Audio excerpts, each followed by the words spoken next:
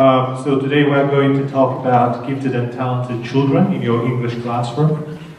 And in the course of the presentation, I'm going to give you some examples from the context of Letova School, which I represent here. And because of that, and also because Letova School is kind of an unusual school, many colleagues know about it already. So I'd like to begin with just giving a very short overview of what Letova School is like actually. Moreover, we're going to have a very short, a 2-minute walk inside the school. It's a video walk, so hope you enjoy it. And while you are walking inside the school with the help of modern technologies, I will give you some basic facts about the school.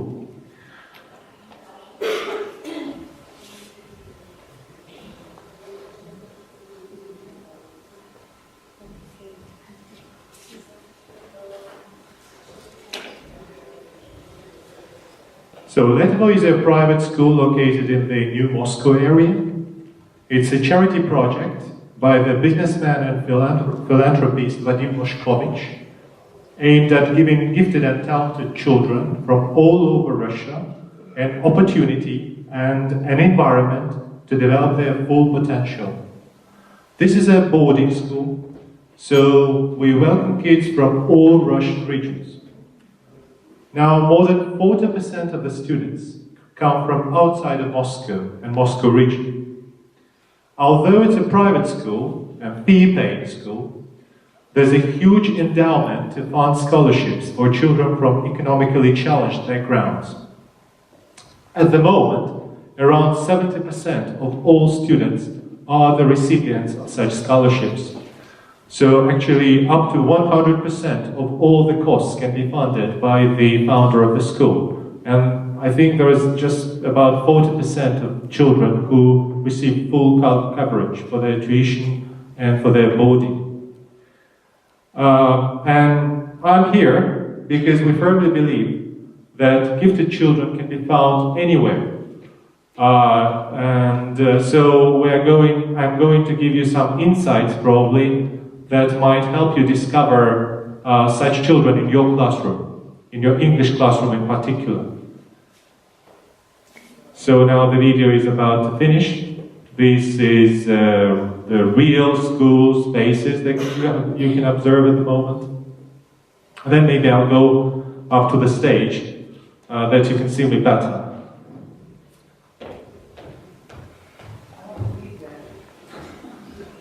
Well, many people will say so. I want to study there, I want to live there, I wish I were a kid now, typical things. Now, why we know about gifted and talented? I'm going to continue with this.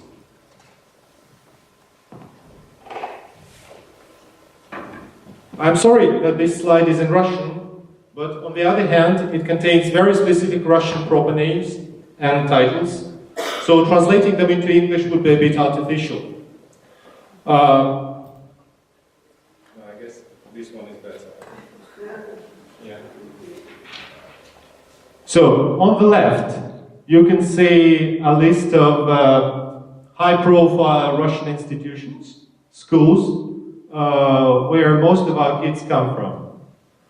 All these are actually from Moscow, but we also have a lot of kids who come from different regions of Russia. And on the right, you can see a list of high-profile Russian academic competitions that we call Olympiads. So our students are either winners or they have taken probably second or third rank in these competitions. So, by definition, most of our children are gifted and talented, which has been proven by their academic record.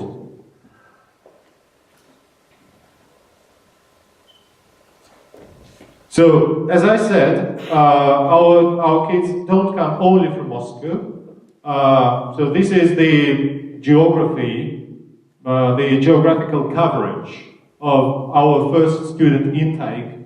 As you can see, they come from Smolensk region to down south to Sochi, and on the east, Khabarovsk and north, Murmansk. So it's the whole country, actually. And I want to encourage your students to apply, because we firmly believe that your students also have a good chance.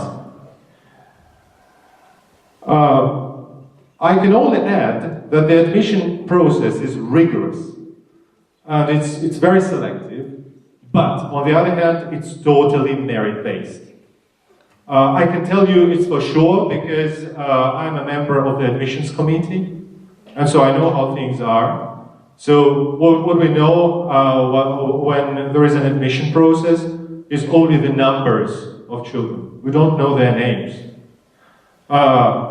I can even tell you one thing, that a child of one acting minister couldn't make it for letter school, just because we didn't know. Maybe because we didn't know, or maybe because the process is very honest.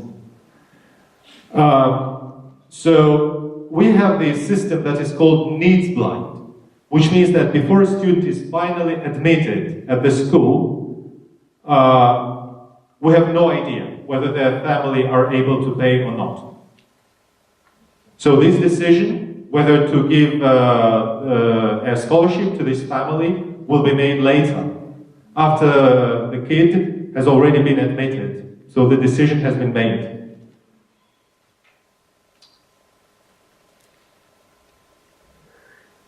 Now let's get back to the question what a gifted child actually is. And here you can see the definition given by our principal, Mikhail Moprinsky, in one of his recent interviews. He said that a gifted child invariably exists in the dimensions of the environment where his giftedness can be revealed. And there is a very simple model of giftedness that involves three factors. When all the three combine, the child develops aptitudes that are highly likely to manifest as giftedness. So what do you think these three factors are? Any ideas?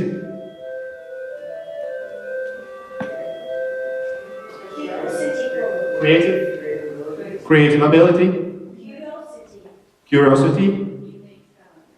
Innate talent, although this is a tricky thing, maybe. Yeah, what else? Sorry? Motivation, okay, what else? No fear of mistakes. No fear of mistakes, yeah. Okay, great ideas. Actually, many of you are right. So the first thing is IQ higher than average, manifested, and this is really important, manifested earlier and in a certain area. So it can be just one area, very important for us.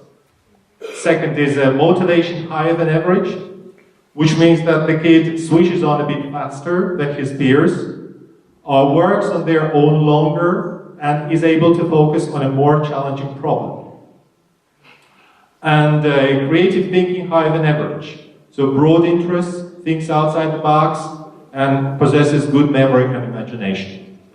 So if a child possesses a combination of these factors, or these factors can be observed concerning the child, so there's a huge likeliness that a certain amount of giftedness can be. I'm very cautious, you see, I'm hedging all the time, so that a giftedness can be manifested.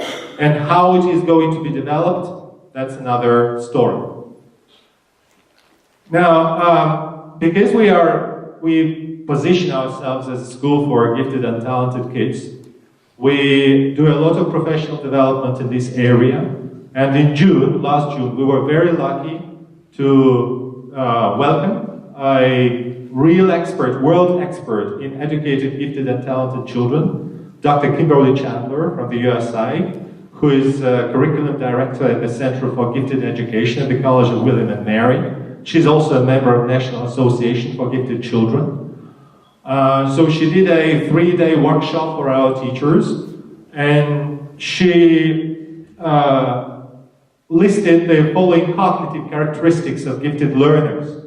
So they are here on the screen so that you can look through them carefully. And they may help you identify gifted kids that you may have in your classrooms. So at least you may have some suspicions. Yes, okay. I remember Ivan, for example, and he has a keen sense of justice. So what does it have to do with giftedness? So it may have something to do with giftedness. So these factors, of course, usually they come in chunks. So they tend to be combined. There's more than one that you can observe at a time. But still, even one of them displayed by a kid is very important to identify giftedness. Also, because we are the school that admits kids beginning from grade 7, we are more interested in giftedness displayed at this level, at this age. So that's why we asked Dr. Kimberly Chandler to list some adolescent characteristics of giftedness. And so she came up with these. So they are also here for you to give you some insights. It may get you thinking like, why on earth would he behave like that? So maybe because she's a gifted child, or he's a gifted child. So some of these things are really interesting. For example, a gifted child tends to be hypercritical of self and others. And so this factor alone may get you thinking that there's some likeliness that this child can be gifted. And so other things as well. Now, having said all this, let's try to define what is a gifted learner in an English class. Unfortunately, or maybe, I don't know whether it is unfortunate or not, but we tend to believe that giftedness is always to do with the subject we teach. Of course, but it's not always true. Yeah? So that's why we have 3 categories of gifted learners in an English class. First one is very comprehensible to all of us. It's a student who is more advanced than their peers in their language skills. And this is easiest to identify for us all. Yeah? So we can immediately spot that intelligent girl who makes no grammar mistakes, who comprehends all the texts, who tends to have a good memory for words. So I would say, oh, she's the only gifted kid in my classroom. But that's not quite true. Because we may have a student who is lagging behind in the developed language skills, but has high language aptitudes. And maybe this kid has been unfortunate before, because this kid may come from the background where they were deprived of any opportunities to learn a language. And we have a lot of kids like that, who will come from actually distant villages. They were lucky with a math teacher there, but they didn't have any English teacher at all. That's why in our previous campaign, admissions campaign, we introduced the so-called Martian test, which was a test in a non-existent language, a linguistic, actually, in nature test, where kids could display their language aptitudes rather than language skills. And finally, it can be a struggling student in English whose giftedness in another area has been obvious. And their language aptitudes may be quite limited, but it doesn't make them not gifted. So they're just as gifted, but maybe in a different area. So all the 3 categories are gifted kids. And so I will try to give you today some strategies of dealing with all the 3. Now, in Letovo, we have developed a language support system to support all the 3 categories. So you can observe here the 3 layers around the language learner. The inside layer is the instructional layer.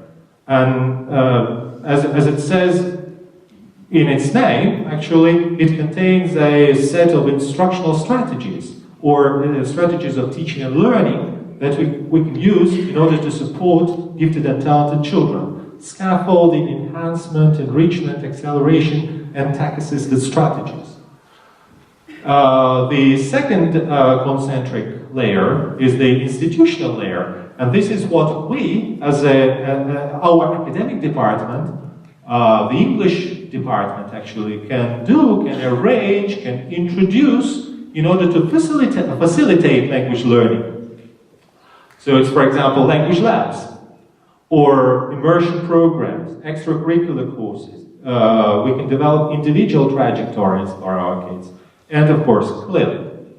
I'm going to say a few words about it, and Irina has already touched upon it, and she's, as far as I know, she's going to do a workshop on CLIL tomorrow. So the presentation will be here. I'm not going to spend a lot of time on this slide. There's just some valuable examples on the right of all these strategies: acceleration, enrichment, enhancement, and scaffolding. Now, all these four are actually examples of differentiation. So differentiation is key to educating gifted and talented kids. Let's take, for example, acceleration. It's helping students catch up with their peers and perform at an expected level for their age and grade or meet required learning standards.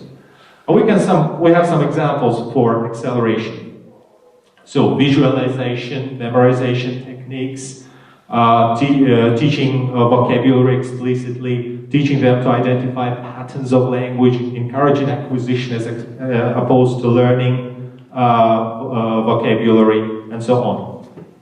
So if you're interested in that, you can discover more examples on this slide. And I'd rather give you some specific examples of differentiation that we use in Letova school, and I, in particular, use in my classes. First of all, every single planned unit in Letova school has a mandatory field for differentiated activities. That's a must. Now, in terms of content, so we can differentiate content, we can differentiate by product and by process. So we'll look into all the three now.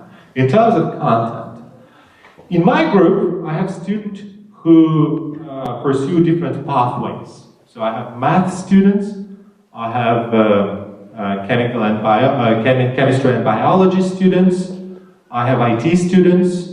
So of course the materials that I'm going to offer them will be different. Second, I can offer them different text types within one topic. For example, our predictor of their future successes in learning.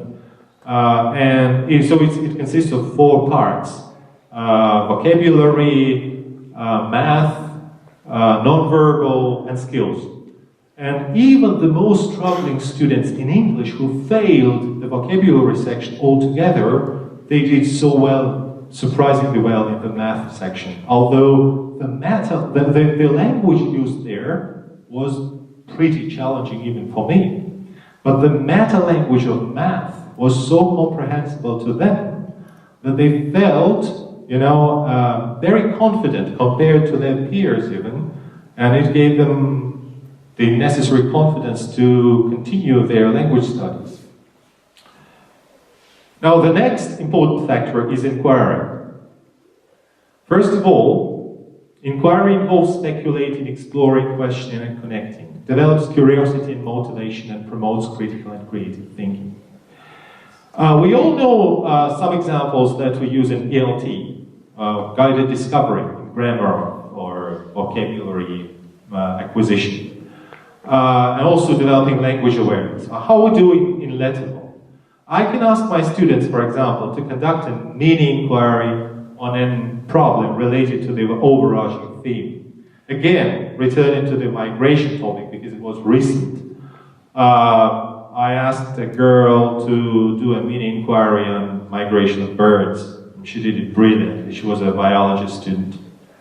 Or I can choose a student and appoint them to be an expert in one very narrow field. And so I will ask their consultancy on every single lesson just regarding this very specific field. I don't know, for example, human rights. So every time we touch upon human rights, we'll ask Peter to comment whether it's correct or incorrect from the point of view of human rights. And the last factor that I want to stress today is the power of motivation, of course. So gifted and talented kids need to be motivated all the time. Well, if there is a thing that gifted and talented kids hate most, it is being spoon-fed. So they should be constantly challenged. Constantly. But this challenge, I wrote HARTS, it stands for Higher Order Thinking Skills, which is creating most of all. Yeah? You should always keep in mind that the targets that you set should be achievable. That they still have some free time for themselves, because we in our school have some issue with homework. There's too much homework that many teachers will give them. And matching subject content with interest, I already mentioned it. So, if we look at these four cornerstones for the gifted: differentiation, play, inquiry, and motivation, we may ask ourselves the question: if you do all this terribly sophisticated stuff, will your gifted learners be a blessing or a pain in the neck? And the answer will be still both. Yeah, because they are such kids. Thank you very much.